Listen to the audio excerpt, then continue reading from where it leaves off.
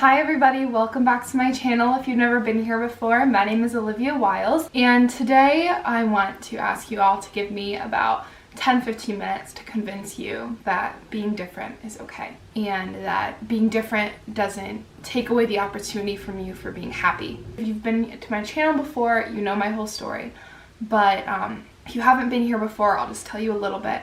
About 4.5 years ago, when I was a sophomore in high school, I lost all of my hair in a matter of a couple of weeks.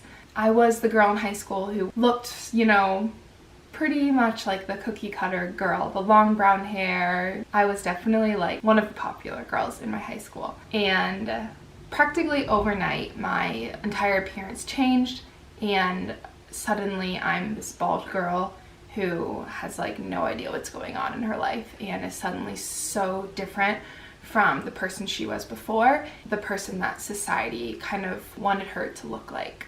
So like I said, this happened 4.5 years ago, and even though I'm talking about it completely openly with you here today, back then I was not so keen to share about it. I had never really wanted help from others. I just wanted to figure this out on my own, but that meant a lot of internalization, a lot of telling myself that I'm incapable of doing things.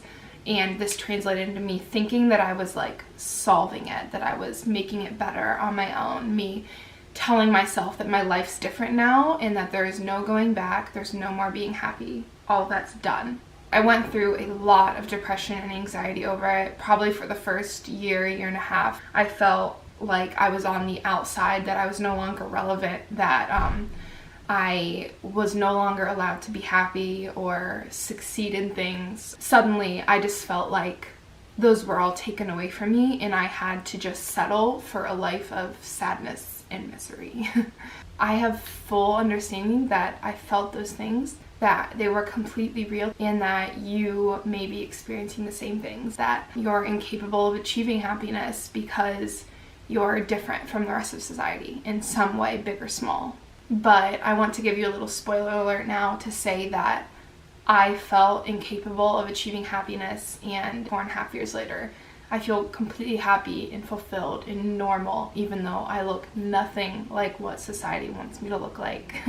So to just kind of put you a little bit in my headspace then, I got some of my old diary entries. It's really hard to look at because of how real they are, and the feelings really do just bring me back right away. April 26th, 2016, I said, "I have no hope any longer. I know this is my life, and this is how I will be stuck for the rest of my life. And what does it say that I don't want to be me anymore? What if my destiny is just to be some ugly bald girl?" That's pretty sad stuff. About a month later, I was saying, in the middle of talking about how happy I was the day prior, I said, "But of course, every time you are happy, you must always remember that it is one huge joke, and something will always happen to ensure that you are not happy for too long, because that would just be no good." I had a couple happy days, but I am definitely not a happy person, and I won't be.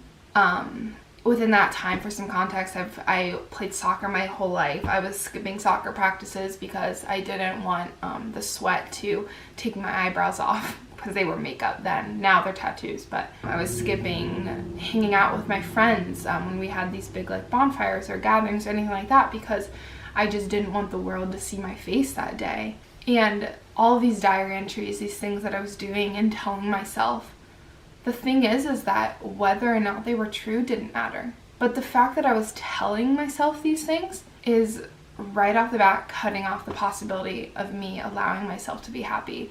I was setting mental barriers in my mind that I'm incapable of being happy and I don't deserve to be happy. And thus, I'm not going to experience happiness. And I did it for quite a while. But then things started changing.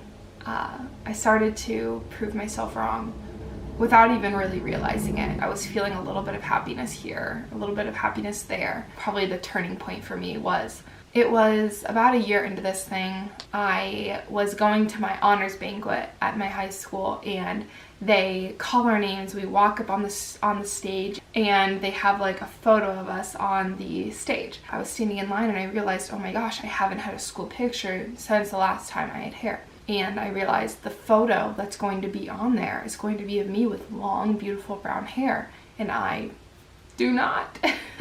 I had no hair and I felt so ugly. I remember starting to get so stressed, and I remember I got up on the stage and I walked across and they were kind of like cheering me on, and so I looked at the audience and then I did like a hair flip even though I was bald, kind of to make a joke at the photo on the screen, and the whole crowd started laughing and cheering, and it was a magical moment. It really was. I think that was one of the turning points for me, where I started realizing that maybe being different isn't such a bad thing. But it was just kind of like a fleeting thought.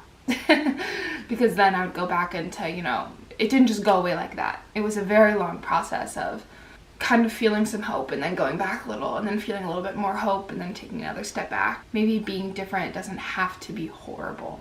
So then things really started changing a little bit. I started this YouTube channel, even though I didn't get a lot of subscribers or views, and I still don't, but I get messages from people telling me about how my videos kind of helped them in little ways and big ways. And those little messages are what keep me going.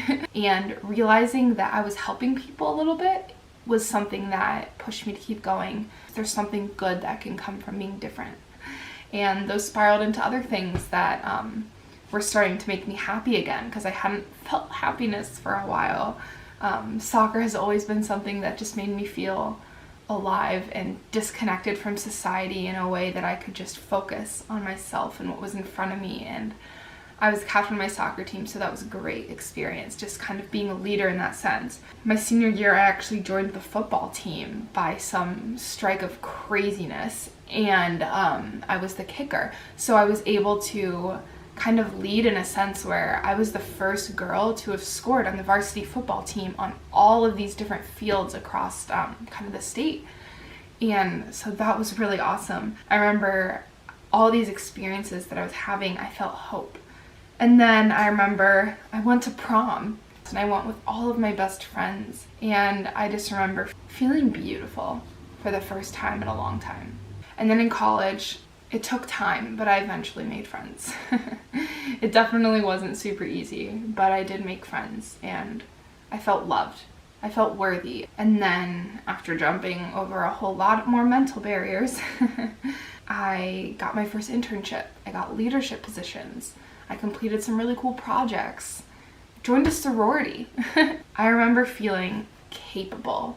Then I went and studied abroad, which I just got back from. I traveled to 5 different countries, even though my time was still ended 2.5 months early because of all this craziness, who shall not be named. And I remember feeling alive and independent and happy. So basically, all of this isn't just to tell you all the things I've done. It's to show you that I went through something really hard, and I thought that I deserved a life of misery. I deserved a life of only wearing makeup, of completely feeling ugly. I thought I deserved a life of never feeling loved, of never experiencing things that made me feel alive. I thought that I deserved a life of sitting in my room and loving the lives of others, but never loving my own life. I thought that I deserved to be miserable because of how ungrateful I was of my hair when I had it. It's crazy what happens when you lose something. And there's that grieving process. And it's natural to be grieving those kind of things and grieving a life that you wish you could have. And I think that's something that we all feel when we're different. We have something that separates us. It can be something big, it can be something small, it can be anything. You have a little bit of grief inside of you for a life that you think you could have, a life that you think you should be having. Think, if only I had hair, I could be happy, If only I wasn't this way, I could be happy. If only I had what this girl has, I could be happy. And we tell ourselves all these things that we need to be happy. We don't need to change who we are to be happy, because being different is okay. I can't believe that I ever used to think I didn't deserve happiness, but I do. And you do. I found a way to create happiness and to feel happy and to feel alive again. in short, it happened over a very long process, several years, but I did it. And no matter what makes you different, you can too. So I started this channel making a lot of alopecia related videos, which is the name of the condition for why I don't have hair. But that really wasn't the reason that I started the channel in the first place. I started this YouTube channel because I wanted to be an example for people who need to know that being different is okay, and you can still live a happy life that looks similar to others. That's why I created this channel. And I think that I started to kind of deviate a little bit and get too specific into too much alopecia stuff, and I lost kind of the excitement to make videos because it's not necessarily what I wanted to do in the first place. Of course, I still love talking about alopecia. If you have alopecia out there, I would love to talk to you more about it. But now I'm thinking of changing my channel a little bit to just doing regular videos, giving you a different kind of face to lifestyle videos, to my morning routine videos, to a day in the life with me videos, you know? That kind of stuff. So with that, I have concluded this video. I hope that you guys have a great rest of your day. I hope that you're all doing well right now. I know that these are really hard times for us, just kind of being locked up in our house. I love you guys, and I hope you have a great rest of your week wherever you are at. I'll see you guys later. Bye.